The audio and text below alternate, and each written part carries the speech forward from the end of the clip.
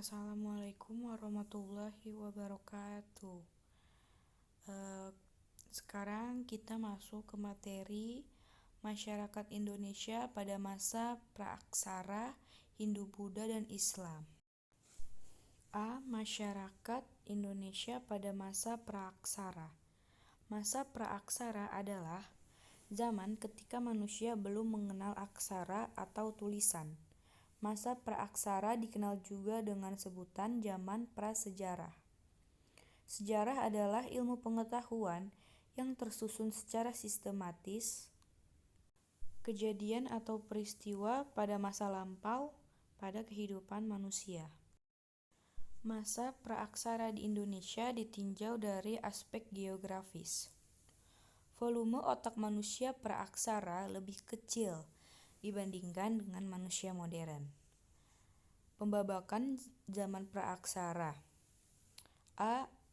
Arkaikum kurang lebih 2.500 juta tahun lalu. Lalu ada Paleozoikum kurang lebih 340 juta tahun lalu. Selanjutnya ada Mesozoikum kurang lebih 140 juta tahun lalu. Lalu ada Neozoikum kurang lebih 60 juta tahun lalu. Fosil manusia praaksara yang telah ditemukan di wilayah Indonesia. Yang pertama ada Meganthropus paleojavanicus. Ditemukan pada tahun 1941 di sebelah utara Surakarta. Karena fosil ini memiliki ukuran besar, menurut penemunya von Koningswald, maka dinamakan mega atau besar. Lalu ada Pithecanthropus erectus. Ditemukan pada tahun 1890 di daerah Trinil, sebuah desa pinggiran Bengawan Solo. Karena fosil ini menurut penemunya Eugene Dubois sudah dapat berjalan tegak atau erectus. Lalu ada Pithecanthropus mojokertensis. Ditemukan antara tahun 1936 sampai 1941 di Mojokerto. Karena fosil ini ditemukan di Mojokerto, maka penemunya von Koningswald memberi nama mojokertensis karena ditemukan di Mojokerto. Lalu ada Homo soloensis, ditemukan antara tahun 1931 sampai 1934 di lembah Bengawan Solo di desa Ngandong. Ditemukan oleh Terhar dan Oppenort, kemudian diteliti lebih lanjut oleh von Koningswald dan Weidenreich. Soloensis artinya manusia dari Solo. Lalu selanjutnya ada Homo wajakensis, ditemukan pada 1889 di desa Wajak dekat Tulung Agung, Jawa Timur. Penemunya Eugene Dubois menamakan wajakensis yang berarti manusia dari Wajak. Selanjutnya ada Homo floresiensis, ditemukan pada September 2003 di Flores. Penelitinya dipimpin oleh Mike Morwood. Ada 3 teori yang menjelaskan asal-usul nenek moyang bangsa Indonesia. Yang pertama, teori Afrika. Teori ini menyatakan nenek moyang bangsa Indonesia berasal dari Afrika. Yang kedua, ada teori Yunan. Teori ini menyatakan bahwa nenek moyang bangsa Indonesia berasal dari Yunan. Yang ketiga ada teori Nusantara, yaitu teori ini menyatakan bahwa nenek moyang bangsa Indonesia tidak berasal dari luar, melainkan dari wilayah Nusantara sendiri. Selanjutnya, masyarakat Indonesia pada masa praaksara ditinjau dari aspek budaya.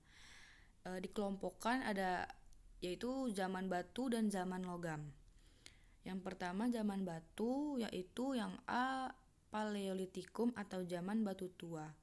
Alat-alatnya kapak genggam, kapak berimbas, kapak penetak, dan flakes atau alat-alat dari serpihan batu. Di sini bisa dilihat ya, ada kapak perimbas, kapak genggam, dan flakes. Ini adalah peninggalan pada zaman batu tua. Selanjutnya, zaman Mesolitikum atau zaman batu Madia. Ditemukan sampah dapur yang disebut dengan Jokkenmondinger, yaitu berupa kulit kerang yang sudah membatu. Jadi zaman dahulu itu manusia purba atau di zaman praaksara, manusia purbanya sering mengumpulkan sampah-sampah yang dimakannya kan. Jadi sampahnya kulit kerang dikumpulin, tapi sekarang ini ya sudah membatu ya, seperti gambar yang ada ya.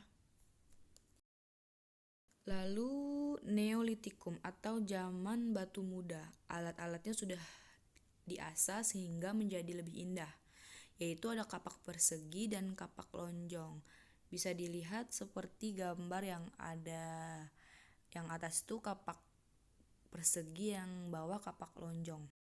Lalu Megalitikum atau zaman batu besar, menghasilkan bangunan-bangunan sebagai sarana pemujaan kepada roh nenek moyang, yaitu ada menhir, tugu batu. Biasanya ini untuk memperingati orang yang sudah meninggal. Lalu ada punden merundak, ini untuk pemujaan terhadap roh nenek moyang. Selanjutnya ada kubur batu, kuburan yang dari batu dan bentuknya mirip kuburan biasa yang biasa kita temui saat ini. Lalu ada sarkofagus atau kubur batu, sejenis kubur batu tapi memiliki tutup di atasnya. Lalu ada dolmen, bangunan yang memiliki banyak bentuk dan fungsi. Misalnya seperti tempat sesaji pada saat upacara. Lalu ada arca batu, ini bentuknya patung yang terbuat dari batu, biasanya berbentuk binatang atau manusia. Lalu kita masuk ke zaman logam, yang itu ada zaman tembaga. Namun di wilayah Indonesia tidak ditemukan hasil-hasil kebudayaan pada zaman tembaga. Lalu ada zaman perunggu. Di zaman perunggu itu ada kapak corong dan nekara. Nekara itu semacam gendang yang berbentuk menyempit, seperti ada di gambar ya. Kapak corong ini biasanya digunakan sebagai alat upacara atau tanda kebesaran dari kepala suku dan para pemimpin masyarakat pada masa itu. Lalu ada nekara, fungsinya itu untuk alat dalam upacara-upacara ritual pada masa itu. Lalu ada zaman besi, yaitu hasil budayanya ada kapak, sabit, soket, beliung, mata lembing, dan pisau. Bisa dilihat di gambar berikut. Dan sekian materi kita pada hari ini. Wassalamualaikum warahmatullahi wabarakatuh.